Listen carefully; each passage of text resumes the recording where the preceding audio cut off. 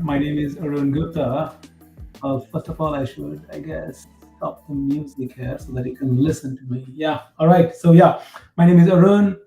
I work at Intel. I lead the open ecosystem team. If you want to learn more about what our team does, go to open.intel.com. Follow us on Twitter and open at Intel, or watch our podcast series. Lots of different ways by which you can reach out to us. Today, I'm super excited to be here with Joseph here, and we're going to talk about open source commercial side of it and the business models around it. Welcome, Joe. Thank you, Arun. I'm super excited to be here. Joseph, tell me about and we were chatting about this before. You and I met like a decade ago, and over the years we have stayed in touch with it. And I've seen your career change, becoming an entrepreneur, setting up costs dot capital. You have always been involved in open source. So tell us more about how you have been involved with open source. I learned about open source as a 10 or 12-year-old. My older brother Jeremiah. So I was entirely homeschooled, and my older brother Jeremiah is like this white hat hacker. So he would like discover vulnerabilities in online e-commerce websites and such using these SQL injection attacks. But then he would, because we were raised very Christian and conservative, he would tell the webmaster that they had these vulnerabilities, and you could see all the social security numbers and credit card numbers and everything. So my older brother was like a programmer, and he was inspiring to me, and he would always have these O'Reilly, programming books hanging around, Perl and Java and C++ and all this kind of stuff. So I read some of those books. I got sort of introduction to computers and programming as a kid, but I didn't really pursue that as like an interest. I really wanted to be a classical guitarist. So I'm a kind of a musician at heart. And fast forwarding a bunch of years, I mean, I guess that was my first exposure to open source, but this was in the 90s, and so that the late 90s rather. So that would have been pre GitHub and pre internet stuff that we all know about today. But then I spent like almost 10 years working in enterprise software sales as sort of the first part of my career. So I was doing sort of sales engineering and technical sales for a handful of enterprise software companies. One of them was a French company called Talend, Talend with a D. Some people pronounce it Talend. And Talend was one of the very first commercial open source vendors, software companies in the mid 2000s. So I think they were started in 2006, 2005, 2006. I joined them, I believe, 2009, and really learned a lot about how they had this GPL licensed open source community edition version, which was very powerful, and you could use it in any kind of context. And this is also pre GitHub. So this is like how was the software distributed was very different, and how the developers were adopting this open source. It was a data integration tool, it was an ETL tool, right? So you'd have this like code generator IDE, you would design your data integration logic, and then the studio would generate these Java jar files, and you could run them in any JRE environment, and all this, developer driven adoption. So I learned a lot about open source in the context of commercialization and making money and building a business. And sort of there was this enterprise edition of the software, companies would buy to, replace all this handwritten Perl and Java code. And so, it was kind of like if you've heard of Informatica, it was sort of like Talend was like the open source alternative to Informatica, right? Or maybe Ab Initio is another one. Ab Initio was a company out of Boston, Massachusetts, building really expensive, data integration software. So these French entrepreneurs really discovered that open source could be very disruptive to the proprietary data integration market. And that thesis ended up being correct. And it took many, many years for that to play out. I was there for a couple of years. I contributed to some of their go-to-market sales stuff in the United States, but they eventually went public in 2016. And then a private equity firm acquired them for, I believe, $2.5 billion, maybe 3 years ago. And This then, is this is 3 years ago now. yeah, this is still Talend. So I'm still talking Yeah, about Talend. yeah, yeah, yeah. And then I Right. think Talend actually just merged last year with Click, which is like a BI business analytics tool for like 6 billion. So the company ended up creating a lot of value. It took a long time, it took like, 15 years, but so that was really my first introduction to commercial open source. And then I actually worked for a couple of like fully proprietary software companies after Talend, but those lessons and all the stuff I was exposed to at Talend, like sort of how viscerally different that company was on all these different levels, they really stuck with me. And fast forward to how we met, Arun, almost 10 years ago now. Like I think I was very lucky through I was working at a startup in Minneapolis, Minnesota, that had built this multi-cloud management. This is pre-Docker, pre-Kubernetes, right?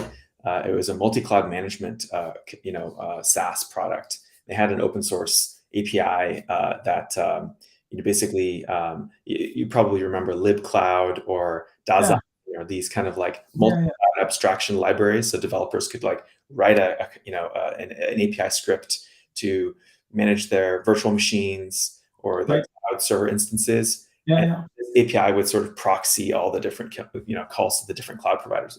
And that was before we really knew cloud computing. When Right, it was right, like private OpenStack, Eucalyptus, we had all these different cloud providers. right. It was actually through that startup that I learned about Kubernetes. Actually, before Kubernetes, I learned about Mesos, Apache Mesos, and I got really interested in Apache Mesos. It's this distributed systems scheduling system that would let you run, artifacts. This is pre-Docker, so you'd run it in like a Linux shell Yeah. on a set of computers. And I actually went to Mesosphere first and discovered Mesosphere was the company that was like commercializing Apache Mesos, and I helped them out with some things, and like I wrote their first like employee handbook and like did some product consulting for them. But they took a risk on me because I had all these ideas, and I was really channeling the stuff that I learned from Talend many years prior, and I was like, wow, this is kind of a similar business. And so and then maybe a year into that is now we're coming into early mid 2014, and which seems like not that long ago, but it was almost a decade ago, which is totally crazy.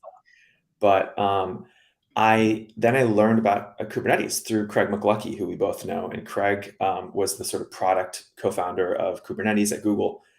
Craig was actually hanging out at the Mesosphere offices, learning about Mesos, and Google at the time was actually considering using Mesos as a system to make their kind of contribution to this kind of container management wave. And that was a sort of history that was never never told or never happened. Right. Right. Google ended up saying, Mesos is cool, but like we have this language called Go, and like most of the stuff in Mesos you can do in Go pretty easily. And they had these brilliant people, Joe Beta, Brendan Burns, that basically whipped up a prototype of their Borg system. And then that was the origin story of Kubernetes, as you know. And so Kubernetes came about, and then myself, a couple of other people that I met at Mesosphere, started this little company called Kismatic, and that was the Kubernetes company. That was like, we're I going to be remember that. training Yeah. and services, educating people. We did a lot of meetups and talks and stuff. And then as part of that, it was pretty obvious. It wasn't like rocket science or anything to come up with this. Like Kubernetes community was growing really fast, and there was like all this excitement. So we should start a conference. And so I kind of like spammed a bunch of people and was like, hey, we should start this conference. And it was actually, I think originally it was supposed to be the GopherCon guys, Eric and Brian, who were, who probably would have been the ideal people to do this because they had already developed such a huge presence in the Go community and all of that. But that's when I learned about really the opportunity to build a company, and got excited and had the opportunity to do that. And I would really credit my entire career, everything I'm doing now, and like all the stuff that I'm very fortunate to work on, to Kubernetes, to the project that I was just associated with. I mean, I made very small contributions to that community early on, but like I learned so much about how open source communities work and how governance models work, how contribution works, how business models can work, and ecosystems. I met so many amazing people like you, And I'm extremely grateful for that. I credit my entire career to that experience, and to be fortunate in that moment, in that time, being there. So yeah, fast forward a couple years, Kismatic ended up getting like acquired by this a platform as a service company in New York called Apprenda. I moved to New York. I spent like a year in New York working with them, and then I moved back to the Bay Area. And yeah, someone's mentioning in the comments Pentaho. Yeah, so Pentaho was a competitor to Talend, and I remember learning about Pentaho and actually competing with them many, many years ago. So that was like, yeah, 10 plus years ago. But Pentaho had like a business intelligence product and an ETL product, like kind of integrated in the same. I think it was Pentaho Kettle, and then there was like the Pentaho data integration system. So, anyways, yeah, I started another company after Kismatic that was actually a programming language startup. So it was building there was a programming language at Google. A friend of mine was one of the creators of that system, and we were trying to create a sort of democratized version of that project, and kind of run the same playbook as Kubernetes and a lot of these other startups. It was a little bit too researchy and kind of a science project, and so that startup didn't end up working out. But I really got obsessed with open source startups and like how they work and why they work, and so I just started blogging about open source startups in maybe late 2016, 2017, a lot of 2018, and then the 2018 was a huge year for open source companies. Red Hat was acquired by IBM. GitHub was acquired by Microsoft. Elasticsearch went public, or Elastic went public. I believe MuleSoft was acquired by Salesforce. CoreOS was acquired by Red Hat earlier on in that year. I think Hortonworks and Cloudera merged that year as well. There was a lot of like big M&A and IPO kind of activity around open source. And I happened to just be blogging about a lot of this in the couple years following up to that, and all these different experiences. And so I was like, wow, this is kind of obvious as an idea. Like in the venture capital ecosystem, in the investing world, there should really be someone that is just like laser focused on this particular type of company. And the way these companies work is very, very different. That was kind of the belief that I had. I still have that belief very strongly today. And so I really, I was also fortunate to get to know a bunch of these venture capital investors. The thing that I really learned is like the venture capital investors are really generalists. They tend to not focus in any one area, and that's not necessarily a right or a wrong thing. It just kind of is. And so that observation, combined with like I think this kind of open source category, commercial open source company, came up with this COSS acronym to sort of like, we need to think more clearly about it. We need new language or whatever. Whether or not that sticks over time is to be determined. It seems to be picking up some traction, but that was the intuition, is like, this could be a big category in the future. There could be more companies built like this. In fact, many more. Maybe this is something as big as SaaS. And so I really felt very aware about those observations, but I felt very insecure about my own ability to actually make a contribution there, because I had never done investing. I'd never raised a fund. I never kind of worked in that world. And so towards the end of 2018, it was so burning of an interest. And I talked to a bunch of investors in the venture world, and sort of discovered that none of them would be interested in doing this. And so I was like, and the other thing that I learned too, actually, and hope maybe this helps some people when they're thinking about starting things, is if you feel unqualified to do something, and you have a unique perspective, you should do the thing. It doesn't matter if you have no qualifications. And so that's kind of, when I look back, that's like what I realized was the thing that caused me to have the courage to basically start OSS Capital. And so it was basically like, this should exist. If not me, who's going to do it? If not now, when is it going to happen? And so nothing existed, actually. I just announced the fund like on Twitter. I was like, hey, announcing OSS Capital. Nothing existed. And huge amount of positive reception, like hundreds of retweets and likes and all this. And people were very, very excited to learn about this. And then I was like, oh, shit, I've got to actually build this now. Actually, figure out how to make this thing real. So it took me more than 2 years to raise our first fund. It was very difficult. Lots of stories there. At some point, I'll do a longer podcast on all the difficulties there. But I think starting anything new is difficult. I was just very, very lucky with the background that I had to have the privilege to even work on this. And so I've been doing that now for five years as of this month. Actually, in a couple of weeks it'll be 5 years for like our 5th year anniversary. And we've made about 50 investments. We have 3 different funds. They're all really small, like sub $100 million funds. We do pre-seed and seed investments, and we focus on open source companies exclusively.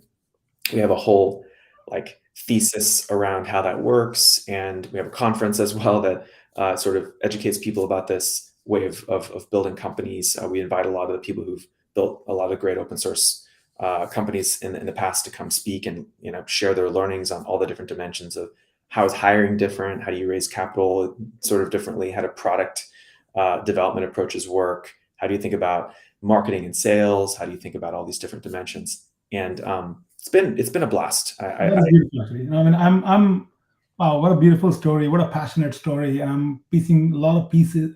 I'm pulling out a lot of pieces from that story. I can't imagine. I mean, pre-GitHub is not too long ago, but if you think about it, or pre-GitLab for that sake, I don't know how the collaboration used to happen at that time. So it's very hard to imagine. You also talked about a musician at heart. I love that part. I can see how the musician at heart elements is coming out very clearly. You talked about imposter syndrome. I think that's a big one. I mean, if you're trying to start a company, you feel like, I don't know if anybody's going to like it. I don't know if it's going to be a failure. Am I capable of this? Can I do this? But if I think about your career, the way I see this is everything that you were working on was leading you up to this point. That, you know what? I think what I'm doing right now is going to get me here, and I'm getting ready for this big deal of my life, and we'll see where it goes. So that's fantastic, actually. I want to say hello to Sonal, Ahmed, Alessandro, and Vaj, and of course Tom Leonard as well, from former JBoss, sold to Red Hat. Let's pivot the topic a little bit. I really want to focus of this conversation around business models around open source, right? So if you think about business models around open source is basically, you take a OSI compliant license, you put your source code over the wall, you do the collaborative engineering outside the company, but yet you got to have a sustainable enterprise that's going to make money out of it. So walk us through what are those different open source business models. I mean, we have seen all kind of companies, like we've seen Red Hat that has built truly the first $1 billion company around it. And then we have seen Kubernetes, another example that you and I were deeply involved with. JBoss, another classic example. The whole company got acquired. And I mean, if you think about JBoss got acquired by Red Hat by IBM. So in that sense, a flurry that we have seen across open source. So help us understand what are the different open source business models. There is an open core, there is a freemium. What are all these different models, and how do people think about it? Yeah, the way I think about business models is a business model describes the way a company makes money. It describes the way a company, executes capitalism, essentially, right? Companies are capitalistic. I guess maybe some people would argue some companies are communist, but maybe that's a more nuanced, longer conversation. So for the sake of the conversation, all companies are capitalist. And business models in open source are really nuanced. They can be very complex, but they can also be very simple. They're also like sort of fairly easy to sort of understand if you boil things down properly. The last preface I'll say before giving you some perspectives on like what the menu of options are for people is open source and money and making money around open source. It's kind of paradoxical. It's a paradox. It's like how is that even for people who actually, I would say even for my investors, a lot of people who invest in my fund, and they're like, they look at our numbers maybe, and they look at some of the industry information, and they're like, yeah, there's definitely a way to make a good amount of money here. But even they still ask me, how do these companies make money? So this is a very common question. The way the business models work it's kind of like I think I'll use a quote from someone who's much more accomplished than I am and brilliant person. You probably know him. His name's Martin Nikos. Yep. Martin is the Yep. CEO now of HackerOne, which is this awesome, like, kind of network for white hat hackers. And he was the original CEO of MySQL, the MySQL database, before Sun Microsystems acquired it and Oracle Well, by. I remember because I was at Sun Microsystems at that time when we Oh wow, acquired MySQL. So there were amazing. about 50 employees. Yep. And when these folks came over to Sun, I mean, it was truly liberating because you could see that open source spirit in each one of those individuals. Amazing.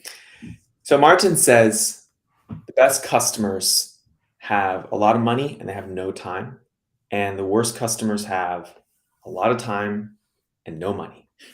And that's basically the framework for open source founders and also just open source business models in general, to think about how and when they work and how they can be very effective. So the menu of all this preface is basically the menu of options is you can sell professional services or support around your open source. And so open source tends to be complex. It tends to be very difficult to operationalize. It tends to be very technically deep, and it involves a learning curve both for engineers as well as for end users in its base raw kind of state. And the reason, I think a big part of the reasons for that is open source is very innovative. There's always constant like growth of new features and new capabilities coming into that open source project. And so professional services and support tend to be the most initial, like instinctive, like, oh, I'm going to offer consulting or support contract. So customer, he or she, the company is running the system in production, or they're they're using it somehow, and they want someone to call if something goes wrong. So that's a support contract. Support contracts can actually be a good business model, that they can be high margin if you operate them properly. When I was at Talend, actually, a lot of the initial revenue was from support contracts and services, in fact, and then over time they transitioned to other things. But I would say the other thing is consulting and professional services. And so that's kind of like, you just need to help the customer actually deploy the software and integrate it and install it properly and scale it out and do architecture reviews and all this. And those things are lower margin because it requires human time, human energy to actually service and deploy that product. And the margins are much lower as a result. But just to peel that a little bit more, the work is happening in the open source community. Are you saying that there is a commercial product that is sitting on top of that for which you sell the contract, for which you do the professional services, or you do Sometimes, that all in open source only? yeah, Or that's are a there great two question. models? That's a great question. Sometimes yes, sometimes no. Oftentimes, in the earliest of stages for open source companies, there is no enterprise version or cloud version or product built around the open source that it has like a dual license. Oftentimes, it's just the open source, whether it's like MIT or GPL or whatever. And the company who sort of maintains and stewards and invests heavily in that open source project, there could be many companies, but maybe there's just one for the sake of discussion. And they go to a customer and the customer says, we need the expert help of the people who know this technology very deeply to run and deploy and install this technology for us. And we're willing to pay you hundreds of thousands of dollars, maybe millions of dollars to help deploy that. There are companies that exist where the business model is only and exclusively and forever just the services and support of the open source. There is no additional product anywhere else. I have a hard time investing in those companies. We can talk about the reasons why. But Yeah. just to put a cap on this initial type of like instinctive business model selection for founders, it's the most common and the most obvious way to make money. Where I think things start to get more nuanced and a lot more complex is when you sort of understand there are things that the open source technology provides and sort of will provide in its scope and the roadmap. And then there are things that maybe larger companies or enterprises or teams or maybe even individual users who have a set of features they need or integrations they need that just help them move faster and help them become more productive and help them better sort of integrate that project into their workflows. But those features and all those capabilities related to those things are sort of orthogonal or distinct from the core capabilities of the project itself, right? And so what the project was originally created to do in the beginning, whether it's a database or a dev tool or an application or whatever the case may be. It could be an application server like JBoss or a database like ArcadeDB. I see someone in the comments, or an ETL tool like Pentaho. There's plenty of new open source ETL tools as well, Dagster and dbt and many others. ETL is kind of one of these like forever categories. It's always getting reinvented every 5 to 10 years. I worked on selling ETL software, 14, 15 years ago. So,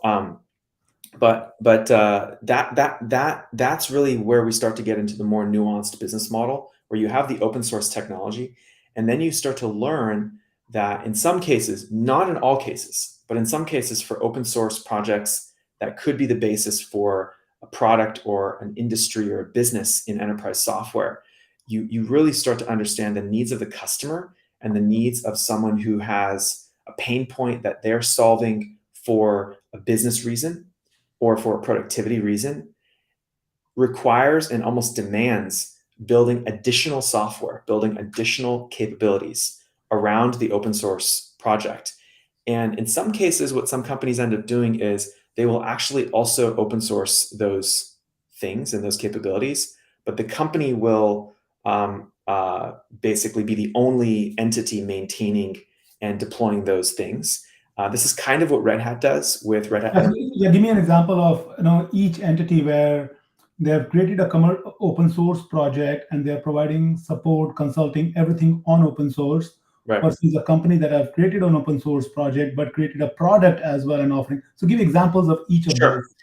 Yeah, so this is where things get pretty nuanced. I wrote a blog post on this maybe 3 or 4 years out now, actually 6, 7 years ago probably, and it was basically a progression and a parallel progression, as opposed the framework I was trying to describe, which I maybe didn't do a great job of, and I could probably rewrite the post better now, having more like observations and learnings in the last 5 or 6 years of this. But like the perspective was, it's very unusual, actually pretty rare, to see one company that only implements one or two of these business models. Usually there's a progression, and there's like a period of time where services and consulting are part of the business model. And then over time, it's services and consulting and, as opposed to or, and there's a commercial product or sort of a packaged distribution of some kind, like a distribution of the open source that sort of solves for an easier installation experience, or solves for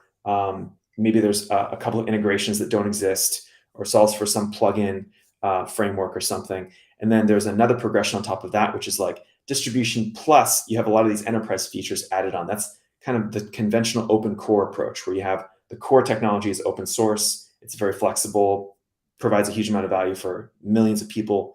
But then the enterprise product is the sort of the wrapper or the frosting or the crust, whatever metaphor you want to use, around the open core. And that frosting or that crust usually is proprietary, and customer has to pay money for it. And so the customer pays money for that capability, which includes the open source. And so by default, they're getting support from the company for the open source. And that just makes them a lot more comfortable that this company that created the open source and supports it can actually also provide a great product. There's another progression even beyond that as you go further up this sort of like abstraction ladder, if you will, on how you monetize open source, which is you host the entire thing as a service. Okay. So you offer up the open source, you have a distribution that simplifies installation, and then you build additional features for collaboration or security or governance or additional pro features for individual users that solve productivity needs or whatever. But then you can even go even further from that. Instead of just saying, here's my SaaS, it's a first class XYZ open source as a service. You can even go further than that and say, what applications does the XYZ open source actually enable? And I'm just going to skip all the way ahead to that, and I'm going to build an application. So one example of that would be Actually, let's just use the example of Elasticsearch. Elasticsearch, in the very beginning of the company, they were actually called Elasticsearch Inc. And then in the very beginning of the company, they only sold support contracts and consulting and training programs to help people understand how to learn how to use And Elasticsearch. that was for the open source That Elasticsearch was project. purely for the open source project, Yeah, yeah. Apache licensed open source. That was from the very beginning of the company. The second business model they pursued was this distribution. So here's the Elasticsearch distribution that allows you to run and deploy this more effectively and gets you to easier installation experience. Then another So this is business the model, same company that is evolving their business model. same company evolving their business model Yeah. over time. The incremental sort of evolution they made after the distribution was, we're going to build the enterprise version of this product. So Elastic Enterprise or Elasticsearch Enterprise Platform. And they went and go and build that product, and there's additional features, and they would license that to customers as a subscription. So there's a subscription And license. those features would be like RBAC or Yeah, high they could scalability or absolutely. security, whatever. Correct. Usually the bucket of all of these, like access control, permissioning, governance, security related features, is in the sort of the bucket of collaboration. The users of that software in an enterprise or a larger organization, a larger company, they want to collaborate with each other. They want to have collaboration sort of features. And when the software was originally built, Shai Bannon built it as a project for his wife to store photos and images, right? And so it was built for an individual human. It wasn't built, the software wasn't built for Very important individual human being for correct. Shai. Absolutely. But it was not built with the design in mind from the beginning of teams and lots of people using that software. So, the project sort of initially, and this is actually true with most open source projects. In the beginning, it's typically designed for an individual user, an individual human. And when you start going and building products for customers, especially in the software industry, in the enterprise software world, 99% of the time, most of the budget and the pain and the pressure for the products that customers really need comes from many people using the software at the same time or in different sort of pockets of an organization. And you have the CIO or the CTO or even the CEO or lines of business going and saying, this software that we're running in these mission critical situations is actually very important for us to secure, to govern, to manage, to have visibility over, and to better mitigate risks for our infrastructure, because this is like a critical thing. This is both true with application software as it is true with infrastructure software. It's both on the same side. And I think the point that you're trying to make over there is that diversity of usage of the Yeah, software, for sure. the inclusion of different perspectives Yes. it may start with a single individual, but once it goes open source, once people are starting to use it, they want to scratch their own itch. They say, like, how about this particular use case? And then it just grows up from there. Correct. I'll say one thing about the application focus too. Elasticsearch ended up changing the name to Elastic to sort of simplify the brand. And then what they ended up doing was, and this story gets very nuanced in the more recent history, which we can talk about, but they ended up building a cloud version of the Elasticsearch project. And that was really the thing that drove a lot of their revenue and their business towards becoming a public company. But actually, it's interesting. A lot of people don't quite realize when Elasticsearch went public, most of their revenue was still on the commercial enterprise version of Elasticsearch as an on-premise product. So they would sell a license key for Elasticsearch Enterprise Edition, essentially, and there would be additional features, all these features we've been talking about, and enterprise customers would pay a license to access that product. Elastic still sells this product today. It's still a significant part of their business, but it took them several years after going public to generate the majority of their revenue from the cloud service. And so Elasticsearch went public. They were still Elasticsearch as a service company and offering Elasticsearch Enterprise Edition to companies. What they ended up doing a couple years into their IPO, there's two things that they ended up doing, which we don't have to talk about too much. But one thing they ended up doing, which I personally believe was unnecessary, my partner, Heather Meeker, actually helped them very closely with this because she's just like the world's expert in this licensing domain. She doesn't do these things of her endorsement of these decisions, but she happens to be a great expert in this area. But what they ended up doing was, because the cloud service was so successful for Elasticsearch, and there's also a large number of companies in the industry basically executing the same business model because the core technology is open source. The board and the management team and also Shai decided to actually change the license of Elasticsearch to become a non-open source license, which kind of looked and felt a little bit like open source, but essentially discriminated against anyone competing with them. And that really upset the community. As you know, there was a fork of Elasticsearch. I think it's actually pretty well maintained these days, and there's a community around it. But Well, I was at AWS when we created the open distro. Yeah, you were a big part of the open search. I think it's called OpenSearch now, but I think originally it was called Elasticsearch, open distro for Elasticsearch or something like that. Yeah. And I remember actually the first Open Core Summit we did. This is our conference at OSS Capital. It's called Open Core Summit. We had Andy Gutmans on stage, Right. 1 hour before Shai Bannon was on the same stage. And Right. the interesting thing was Amazon and Elastic had filed mutual lawsuits against each other the week before. So I was actually worried that they would not show up on stage.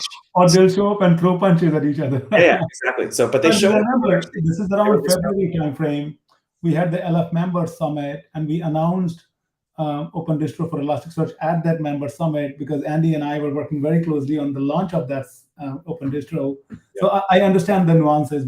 And by the way, I do want to give a shout out to Heather Meeker. She is awesome. Yeah, she's incredible. I'm involved more recently with TED AI. Awesome. It's a new TED conference that TED is starting. They've done TEDx, TED Youth, and stuff like that. But now they're starting TED AI. And Heather is a speaker at the TED AI conference talking about licensing, particularly around this world of AI. So I'm super excited that she's going to be there. Yeah, it's really exciting, and definitely encourage people to check that out. But one thing that Elastic did too, independent of the licensing changes, which again, I believe was unnecessary, I don't think it affected their business positively or negatively. I think it was a net neutral because their community was so large. But that's a separate thing we can talk about some other time maybe. But what they ended up doing too, which goes back to your question about business models, and this is something that all open source companies can do, is they looked at the applications that Elasticsearch would enable for the customer in the industry.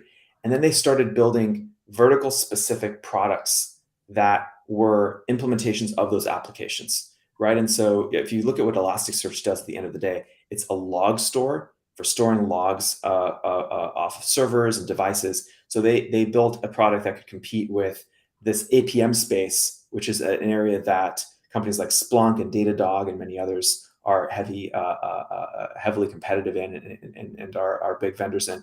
They looked at product analytics. How can we build product analytics tools for product managers and people building digital products? And so there's a big stack of functionality and capability that the application implements that's totally outside of what Elasticsearch provides out of the box at a low-level piece of infrastructure software. So one observation that I've definitely seen happen in more mature, larger open source companies is they actually start to evolve almost away from monetizing or commercializing the core open source technology as a service or enterprise edition.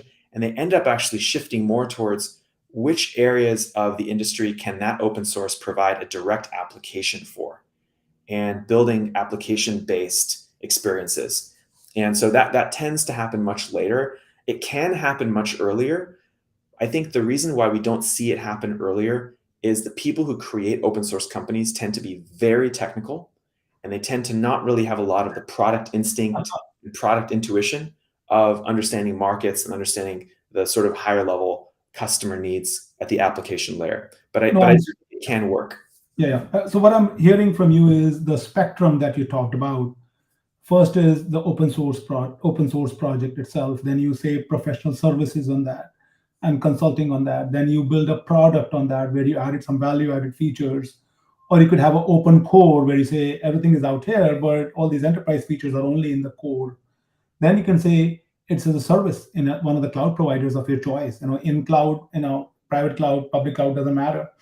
Then the next level of spectrum is open source as a service. You take this open source project, you tell us what you want to do with it, and we'll provide it. And then the last one that you just talked about is really the app-based experience, where you're saying that, okay, I want this to be integrated in my vertical, build a product for me, and if it works for other customers, good for you in that sense. Yes. That's beautiful. That's a wonderful spectrum of the customers. I want to bring up this comment from Luca Garuli, who's talking about ArcadeDB.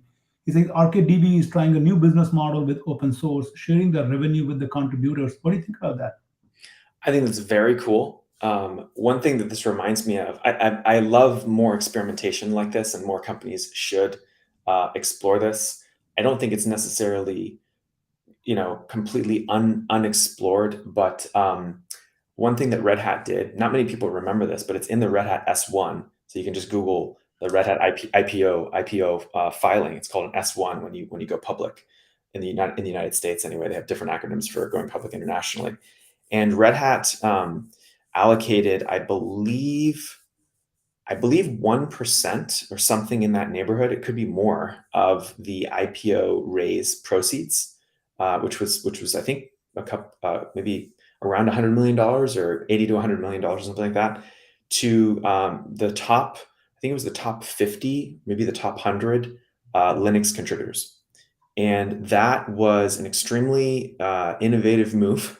They actually ended up getting later a lot of negative PR and community pushback from it, because a lot of people were like, "Hey, why was I not selected? I made this big contribution to this kernel subsystem thing in Linux, and I should have been on the list." Other people, this another reason why it actually came back to bite them is some of the contributors were in countries and nations that were on the sanction list, and that it was actually illegal for a public company to send them money because they were sanctioned countries, whether it was China or Russia at the time, I don't remember. And so this can be aspirationally really awesome and interesting, but it can be legally and technically extremely problematic at the same time. So my suspicion is the reason why more companies haven't done a revenue share with contributors is for those reasons. But I'm a huge fan of more experimentation like this. I think it's awesome. That's wonderful. Another, on the same lines, what do you think about projects, open source projects that live in a foundation versus not in a foundation? And even in terms of foundation, there are foundations like Apache Software Foundation, which are more donation based, versus CNCF that are very much part of Linux Foundation that are much heavily funded, by the member companies. What do you see, like independent projects belonging to Apache versus project belonging to LF? I have a lot of thoughts on this, so I'm going to try to condense them down as best I can. I was on the board of the CNCF for a bit. Obviously, KubeCon was donated to the CNCF. I started KubeCon, and I think CNCF is awesome. I'm friends with Jim Zemlin and Chris Anichek. They're amazing, beautiful people. There are many other open source foundations as well, like you mentioned, Apache, and obviously Software Freedom Conservatory, many others. My lens of the world and like the way I look at things is very biased and sort of slanted towards kind of everything from the perspective of the commercial open source founder or sort of investor perspective. And what I have developed as points of view about the relationship between commercial open source companies and foundations is it's definitely a complementary, collaborative type of relationship. But I think I have some points of view that I've said publicly and I've tweeted about, and I'll just share them here. I think it tends to be true that where you have a commercial open source company monetizing or building products or services around open source technologies that are in large, sort of very vendor neutral foundations, like, just for the sake of simplification, ASF or LF, Apache Software Foundation or Linux Foundation, CNCF, what have you, it tends to make the process of building a very large company and it's sort of, frankly, it's sort of like multi-billion-dollar public scale or large open source business, which is the kind of the type of company that I only invest in because I'm investing venture capital dollars, makes it very hard, if not impossible, for some handful of reasons. I think if I were to simplify, the simplest reason for that being true, it would be that frankly, the open source foundations, they do such an amazing job of making sure that those projects have the resources and the chance to be unbelievably successful as a vendor neutral, standards based ecosystem for the entire industry. And what that causes is many companies to come into that ecosystem to want to make that technology better. And what ends up happening is frankly a net good, amazing outcome for the world, right? It's an amazing outcome for the world. You have dozens of vendors, dozens of companies, maybe even hundreds. So this is very true with Linux and Kubernetes and PyTorch and many other large foundation-based open source projects. And it's a net good for the world. What I think it causes some challenges is for the commercial open source companies that are sort of more the creators of the project, and where there's frankly like a high degree of centralization of the committers, the primary sort of like authors of that project. They primarily work in one or two companies. It's like a small, more centralized commit graph, if you will. That tends to make it very, very difficult. In fact, it's usually not the case for those companies to have their core technologies in a sort of very extremely vendor neutral foundation where there's this, very large dynamic of contributors. I would say, which is very interesting for me, and because I've learned so many things in the last 5 or 6 years of doing this, there are exceptions to everything I just said. There are exceptions. I'll give you one exception of a company in my portfolio. Okay. This is actually one of my largest investments. We made a $5 million investment in this company called W4 Games. W4 Games is the company that, and all the creators and committers, primary committers of this project work there, of this open source project called Godot, Godot. People pronounce it differently. It's a phrase based on this play by a playwright named Samuel Beckett called Waiting for Godot. It's a sort of avant-garde modern play where these two people stand on stage and they interpret the script differently every time. And it's really interesting. But Godot is a game engine. It competes with Unity and Epic Games' Unreal Engine. It also competes with a project that Amazon released a few years ago called Lumberyard. I remember that. So Godot is a top 15 open source project. It has thousands of contributors, 67,000 something stars, millions of users. It's been around for 14 years, actually a pretty well-established, very mature open source project.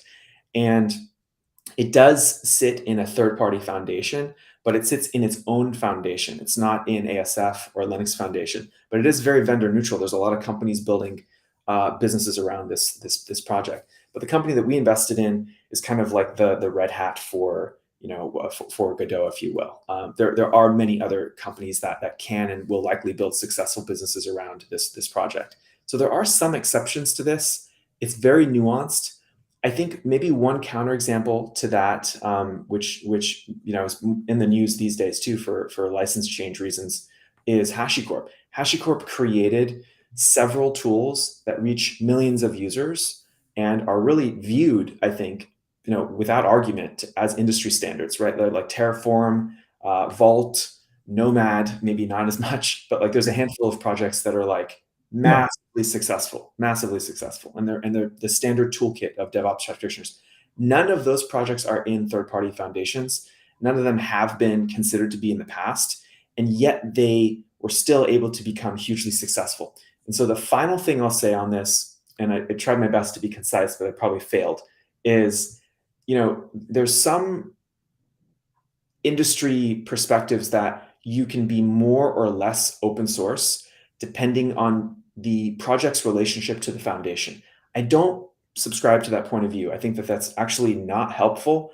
I think if you have a technology that is open source licensed and uses an OSI compliant license, like you were saying before, and I think open source means something very specific. And it's kind of a sacred term. I believe that.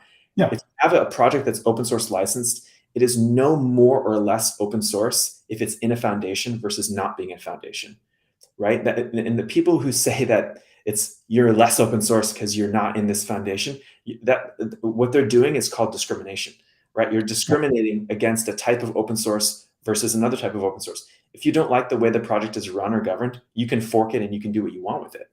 And so that's my view on, again, it's kind of a nuanced view, but like it's the relationship between the companies that basically commercialize and build businesses around the open source projects and the projects that are in these large foundations.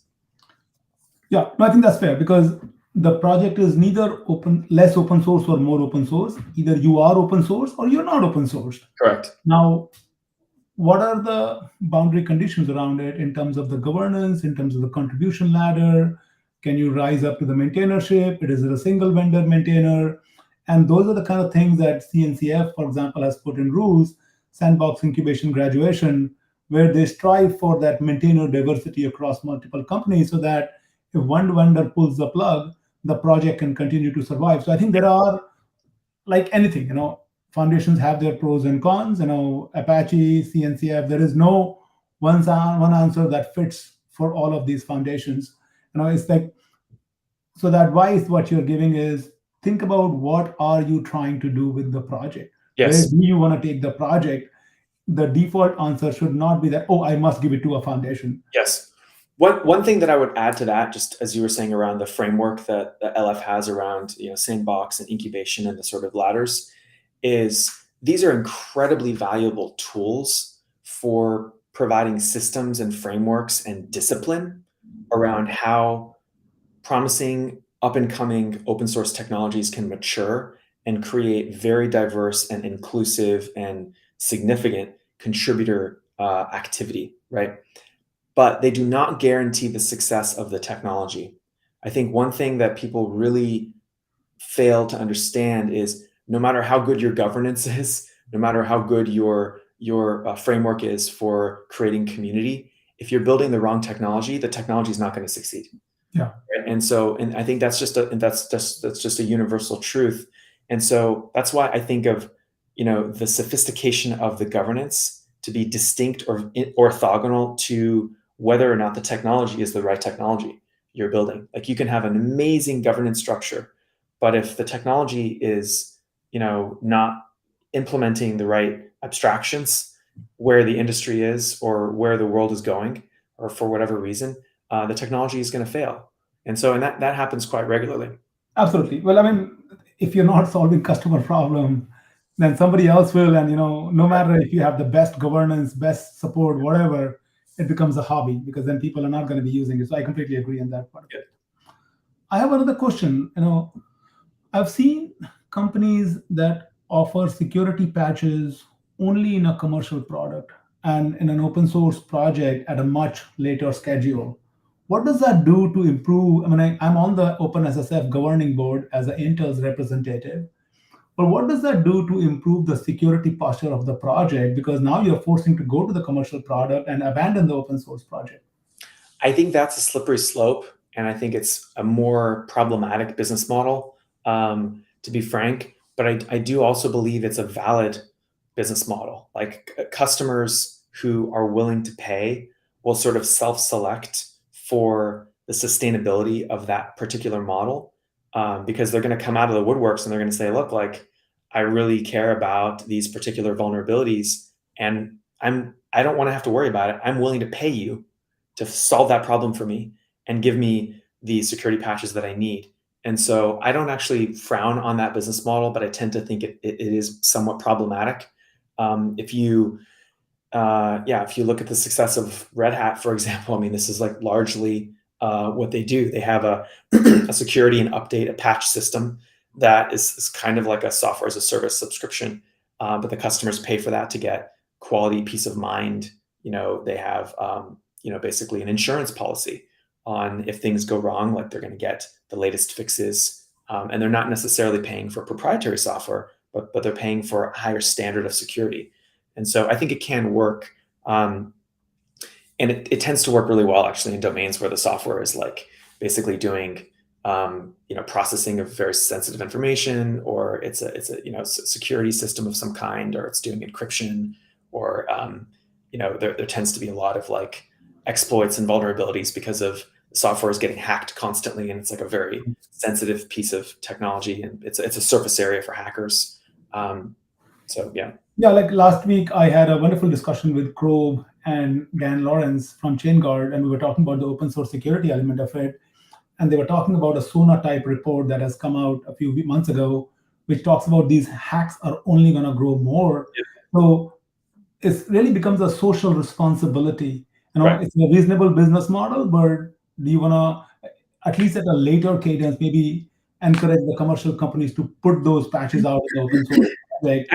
I totally agree, but to quote Eric Raymond, sunlight is the best disinfectant, and the open source technologies themselves already inherently have a massive security, pardon me, a massive security advantage relative to proprietary alternatives, relative to proprietary software, because sunlight is the best disinfectant. Anyone can see the source code.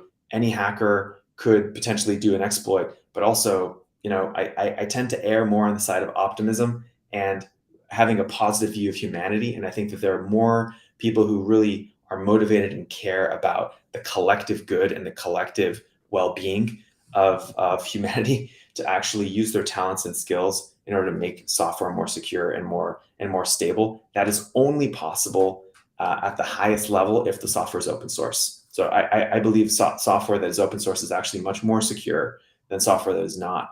But to your point, this is very true. I mean, open source security, vulnerability assessment, scanning. This is like why I think Snyk has built a huge business around this value proposition of securing open source is a real problem for sure. Yeah, and if we look at the NVD database, for example, which has all the vulnerabilities across, it talks about how significant amount of vulnerabilities are in a closed source database, closed source product, as opposed to an open source project. And we also go back to Linus's law: given enough eyeballs, all bugs are shallow, because somewhere around the world, somebody is looking at it, oh, that's a problem, and I'm going to fix it at a faster cadence. Yes. We have just about a few minutes. I want to talk about your upcoming conference, Open Core Summit. Tell us more about it. Sure. Thank you so much for bringing it up. So we created Open Core Summit as a way to basically educate everyone in the tech industry, really, about open source companies. We call them cost startups, commercial open source companies. And it's really a fun event. Founders of Red Hat, GitLab, GitHub, Automatic, MongoDB, long list of amazing entrepreneurs and creators who basically built these businesses from the first few code commits through to becoming public, large businesses that really changed the world and changed the industry. And we also invite a lot of up and coming next generation open source founders to really share what their learnings are in building startups in many different domains, whether it's AI or data infrastructure or dev tools or applications.